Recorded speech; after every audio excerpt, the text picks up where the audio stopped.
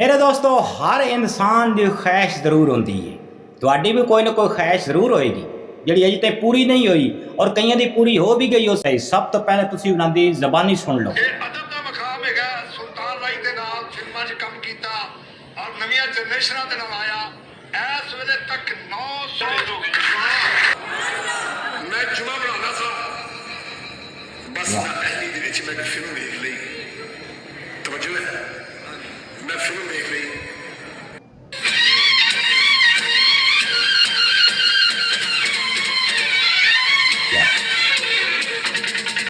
कई की पूरी नहीं भी होगी। मेरे दोस्तों चीमा साहब तुम देख पा सकते हो 900 फिल्मों के विच मेरे दोस्तों इन्हें काम किया है, 900 फिल्म के विच इन्हें काम किया है और अज तक इसकी ख्वाहिश नहीं पूरी होगी। आगे जाके तुहानू इसकी ख्वाहिश भी दसांगे कि दिल की ख्वाहिश की हैगी। मेरे दोस्तों उस तो पहले अगर चैनल पर नवे हो तो चैनल को लाइक सबसक्राइब कर लो।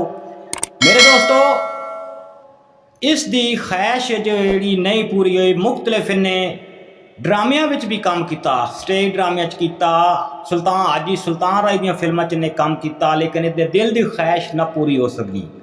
क्यों ना पूरी हो सकती? जिस तरह मेरे दोस्तों हीर तरांझ की फिल्म आई ना मेरे दोस्तों, तो कैदों ने रोल किया तो वह मशहूर होया। हाजी सुल्तान राय की एक फिल्म आती आई मौला जट, वो उतो ज़्यादा मशहूर हो गया। वैसे तो हाजी सुल्तान राय वैसे मशहूर हैं, लेकिन एक उन्होंने नाम बन गया।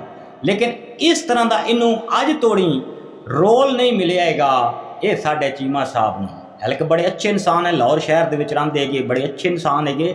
लेकिन गल क्या है कि एक बंदा मशहूर होना चाहता है ना, लेकिन मेरा कोई ना हो, लेकिन इसनों अजे तक कोई ना ऐसा रोल ही नहीं मिलेगा। मेरे दोस्तों अल्लाह ताला इसकी जल्दी ख्वाहिश पूरी करे और जिन्होंने दोस्तों की नहीं ख्वाहिश पूरी हुई अल्लाह ताला तुहाड़ियां भी ख्वाहिशां पूरियां करे।